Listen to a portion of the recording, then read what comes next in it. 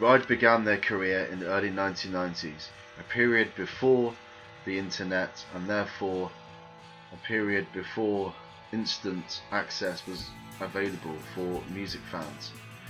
It was up to Alan McGee, their label boss at Creation Records, to promote them as well as he could and hype them up word of mouth, but also for the bands to tour really heavily if the album that they released underperformed.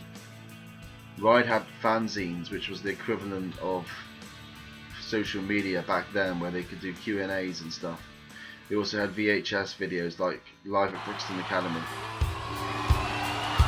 This is called Nowhere.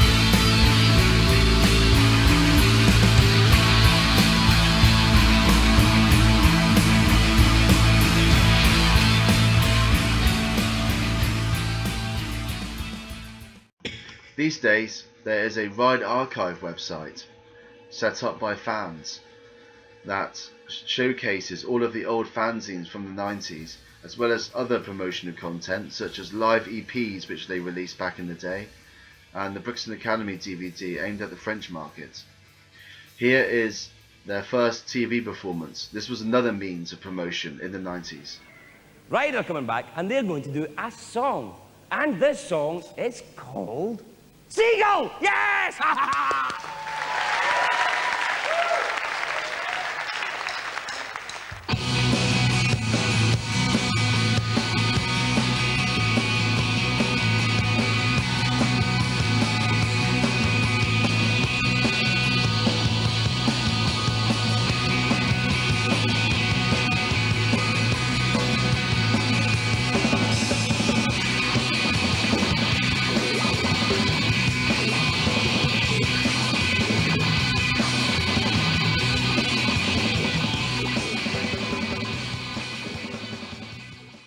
Now looking at the modern era, Ride reunited in 2015 with all 4 original members.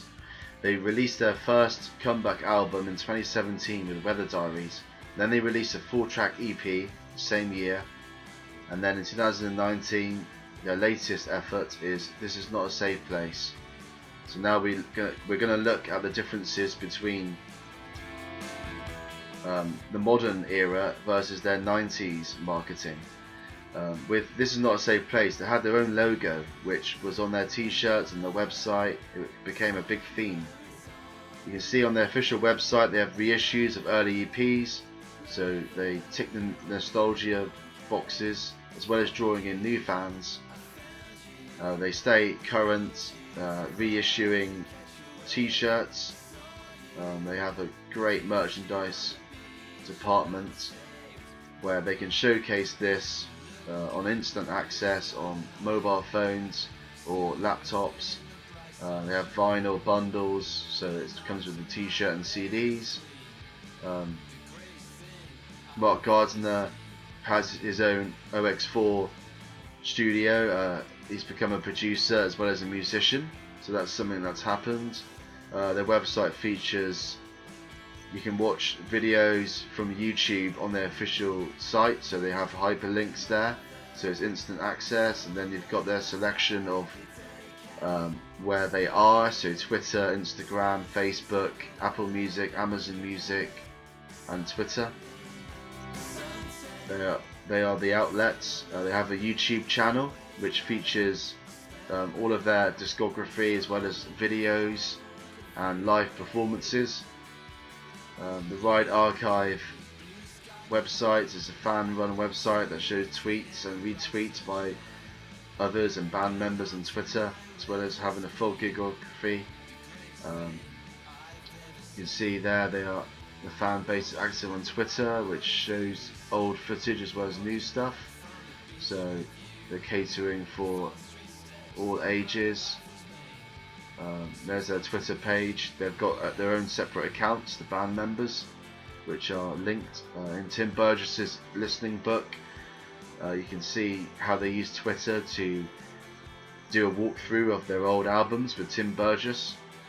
And again, yeah, Mark Gardner, the frontman of Ride, that's his studio in Oxford, OX4 Sound, named after a Ride song, and so you can keep up with his career, which further promotes the band as well. They also have done a couple of live streams. This is Nowhere being played to an empty room. It was a chapel, wasn't it? It was like a sort of once was a chapel. That's right, because that's why they were saying it was. There was a sort of phantom in there or something, because he wasn't happy that it had been sort of turned into this sort of chapel thing into a recording studio for rock and roll. So they kept saying that's why these weird things keep happening. I remember it kind of dusty and dark. Yeah, I remember it being dark. Yeah, it was always dark, isn't it? Yeah. But very exciting for us, it's like we're saying, because it's our first time, Yeah. a real studio. And I had a good stone drum room, remember you were Oh yeah, had really really stone, did sound good. very big drum room, which just ended up becoming part of the sound of the album, really, because it was, you couldn't really contain it, so it was just like Yeah. big drums pretty much on everything. Yeah. Great. Well, Nowhere's got a sound.